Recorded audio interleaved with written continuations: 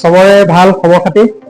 So আজি আমাৰ যিটো অনুষ্ঠান আজি আমি কৰিব গৈছো 7 ইয়াৰ্স সেলিব্ৰেশন প্ৰোগ্ৰাম আৰু লগতে আজি আমি দুটা নতুন কোৰ্স লঞ্চ হৈছে তাৰ বিষয়ে আজি আমি ডিসকাশন কৰিম আৰু লগতে আজি বিশেষকৈ আমাৰ বহুতখিনি প্ৰগ্ৰাম আজি ইয়াত হ'ব গৈ আছে।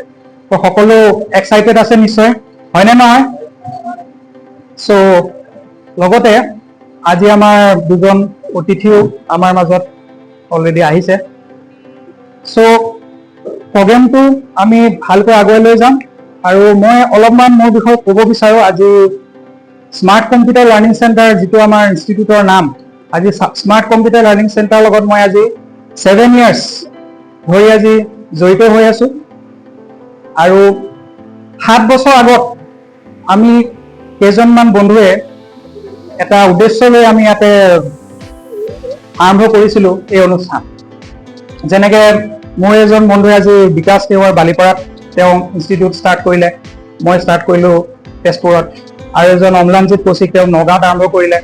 তাৰ আগত আমি পঢ়া শুনা কৰি আছিলো, পঢ়া শুনা কৰি আমি চাকৰিও পাইছিলো বাহিৰত, বাট আমি যোৱা নাছিলো।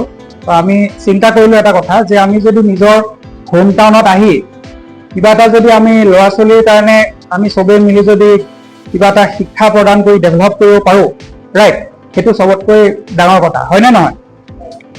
তো আজি এটা কথা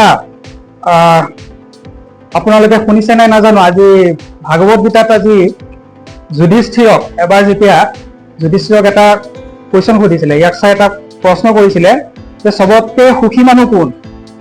সো যুধিষ্ঠিৰে এটা কথাই কৈছিল, সবতকৈ সুখী মানুহ সেইজনেই হয় যোনে নিজৰ ঘৰত থাকে আৰু যাৰ কোনো ধাৰ নাথাকে।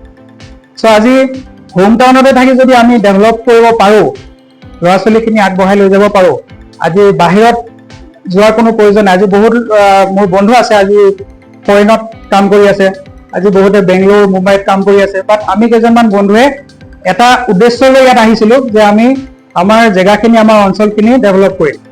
সো সেইটো উদ্দেশ্যৰে স্মাৰ্ট কম্পিউটাৰ লাৰ্নিং চেণ্টাৰ 2019 আৰম্ভ হৈছিল আৰু আজি অলৰেডি 7 ইয়াৰ্স সাকসেসফুলি কমপ্লিট কৰিলে।